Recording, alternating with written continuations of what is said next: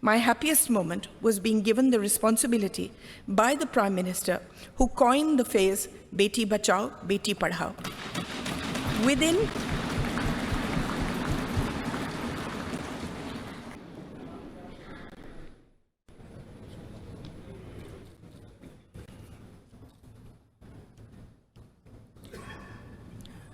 Honorable Vice President, Chairman of the Rajya Sabha, Honorable Speaker, Honorable Prime Minister, Ministers, and esteemed colleagues of this distinguished House.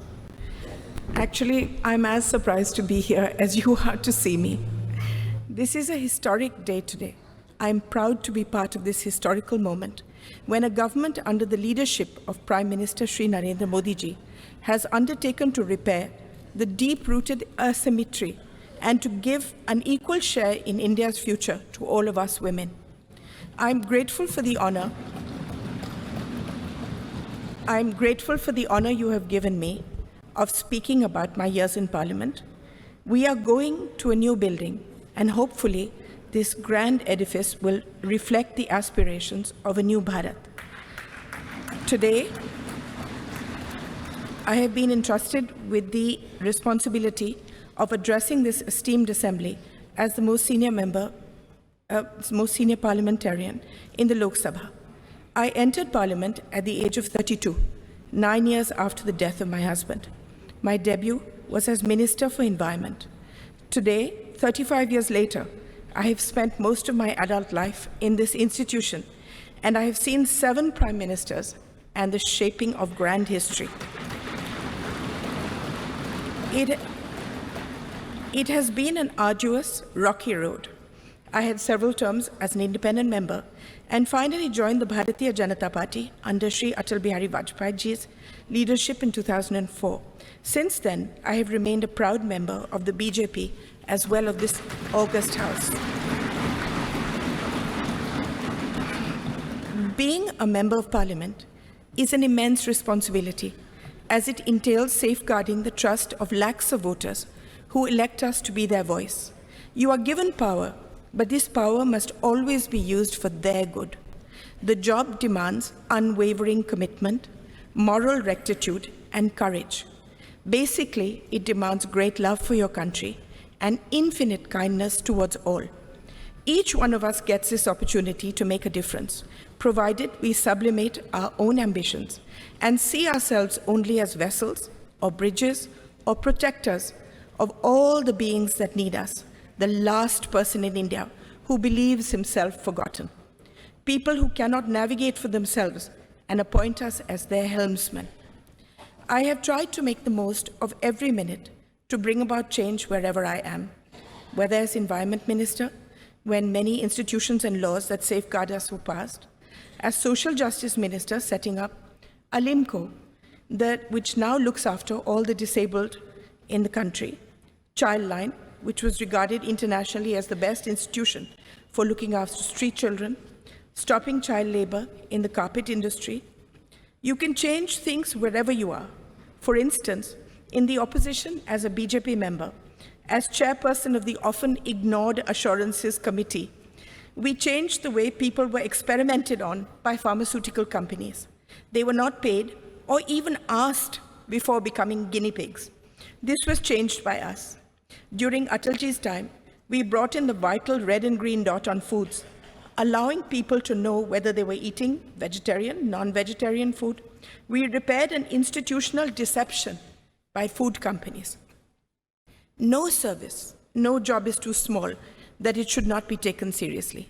My happiest moment was being given the responsibility by the Prime Minister, who coined the phrase Beti Bachao, Beti Padhao.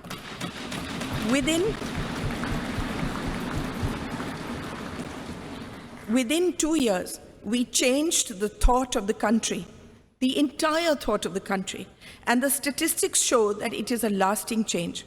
From 130 women per 1,000, a shameful statistic, it rose to 950. Crores of girls were saved. Not only that, it is now seen as a shame and a crime to do away with girl children, whether in the womb or newly born. Now that we are going into a new building, a new phase, I want to tell all the young people here that politics is never fulfilling unless you have a grand passion and a commitment outside it, unless a fire of curiosity burns within you. No service is too small in the service of Mother India. What I have learned is that each constituency is your family. Within my family, there are a million microcosms of individual families. Each of them depend on us. We are a part of their lives as they are of ours. I have seen my primary duty to look after each family that has placed itself in my care by electing me, by seeing me as one of their own. In this matter, I wish to say that the Prime Minister has seen beyond people as a statistic and has meticulously seen to the needs of each individual family. Opening bank accounts, giving dignity in the form of toilets, home water taps, building homes for the poor, gas cylinders, giving young people loans, skilling them, protecting them through the largest pandemic in history, saying that no one remained hungry. Before I end, I would like to tell you a few things that I have learned in my long journey so far. Never give up. There are times in all our lives where the world sits heavy on our shoulders and there doesn't seem any path ahead. It will take courage, determination, and a commitment to something larger than ourselves to forge ahead. Have faith in the goodness of your fellow man. Quieten your mind and soldier on. Believe in yourself. You are an instrument of goodness. If you fight for good, you will always be protected. Use the pain that we all have in our hearts to make yourself a better human being, not to embitter you. Use the pain in your heart to see the pain in the hearts of millions of beings around you and dedicate your life to them. I want to speak to all the women here.